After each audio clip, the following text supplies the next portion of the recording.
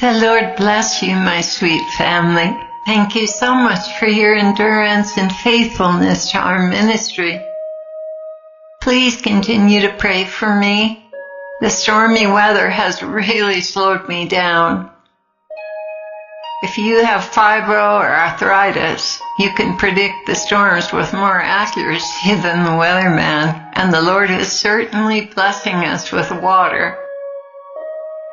But last night I was able to spend time with Jesus in such a way that he was truly present to me. Any more of him would have caused me to pass out. So loving was his presence. Lord, thank you so much for last night. I wish every night could be that way. Jesus replied, and who said it couldn't?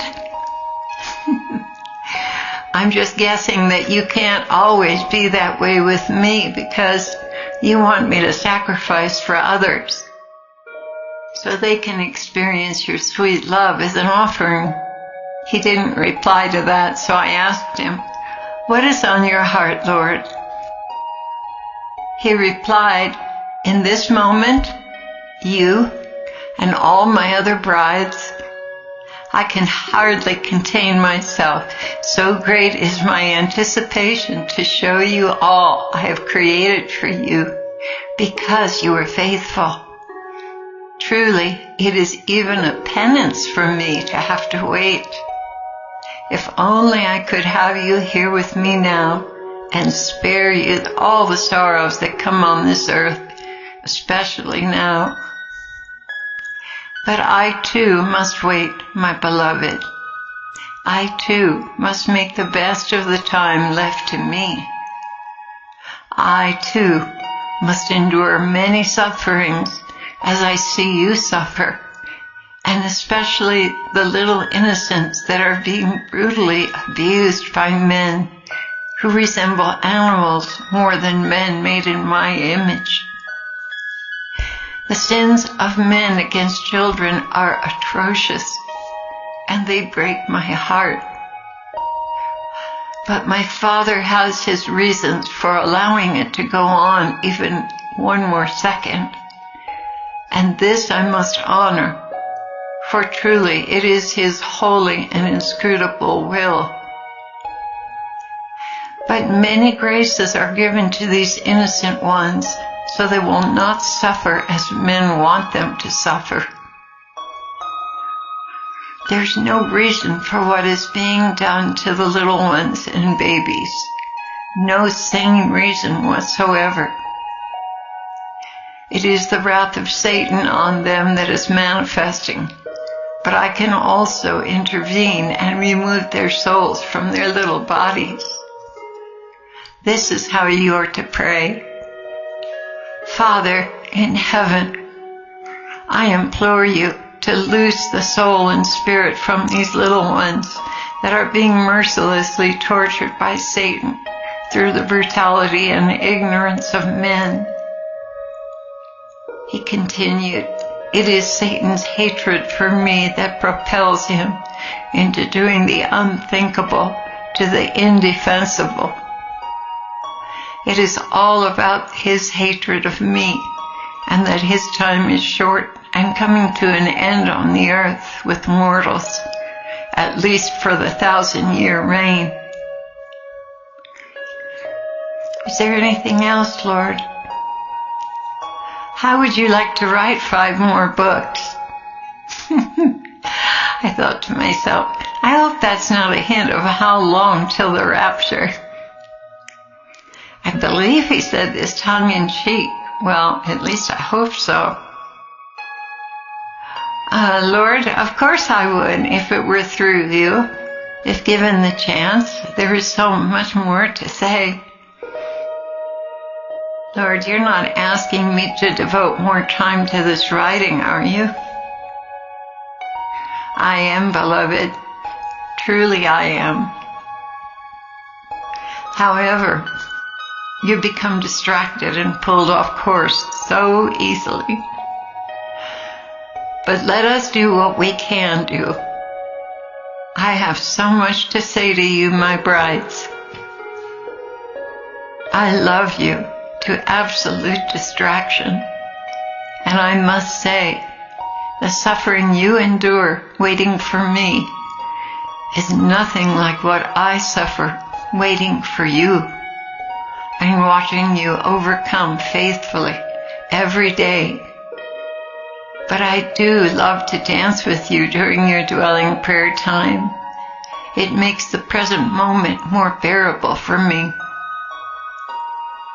You see, it is your tender love and affection for me heals me of the indifference of men. It is the sweetness in your heart that brightens my hope for the whole human race. And your example to others is so very needed. You see, they don't believe I need your love, your gratitude, your tender gestures of love, such as kissing me before you receive the Eucharist. And here he's talking about the little act of kissing the host, kissing him before I place it in my mouth. He continued, it is these little acts of affection that warm my heart, a heart that languishes because of the indifference of my church. This may seem odd to others, but is it not what you do when you greet one another? How much more should you greet me? My brides, you are much closer to me than those who have not made that same commitment. You are not only my brides, but also my familiar friends. Indeed, I love to listen to you talk about me and those you care for. I am the head of this family, and that's what families do. They plan together, so why should I be absent from you? Include me in your daily conversations after prayer. This practice is pleasing to me, as long as you don't forget that I'm in the room. I love the genuine respect and honor from my church in the Eucharist. But I also love to be a real part of your lives as my family. It is not sacrilegious.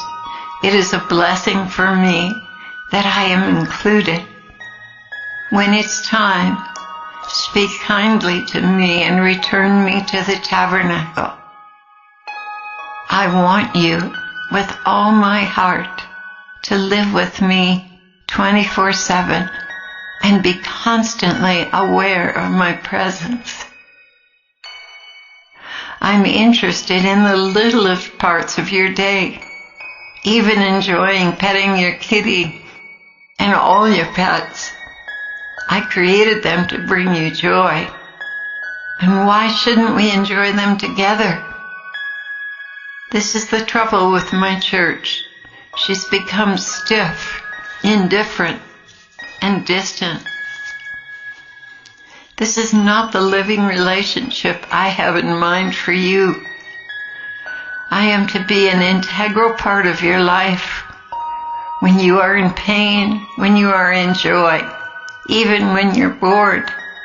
In all these times, I am present to you, and we are doing these things together. The challenge is, can you keep your heart and mind focused on me? If you can, there is no limit to what we can do together. Strive, my bride, to be aware of me beside you and in your heart at all times. I will help you if you truly make the effort. Oh Lord, I want this with all my heart. He replied, you're getting better at it, but there are more curiosities you must say no to. It is my joy to be in your sentient presence, my bride. Truly, it is my joy. And I love when you return the attention to me. I am with you in this practice. Persevere. you will have breakthroughs. And I want to add to this, that this is what the monks do on Mount Athos, in the deserts, in the tundra, in Siberia, in all different remote places. They completely envelop themselves in the Lord, cut out every distraction of the world and of the flesh. And because of that, they're so united to the Lord that they can minister incredible miracles to those in need, even by location, healings, reading hearts, explaining what they must do in their lives with the challenges that face them. They know the very things that trouble souls before the soul ever arrives at the hermitage. They are aware of the problem they're dealing with and have the answer from the Lord. It is a beautiful, beautiful practice. And how wonderful it is to be immersed in the Lord all the time. He loves it just as much as we do.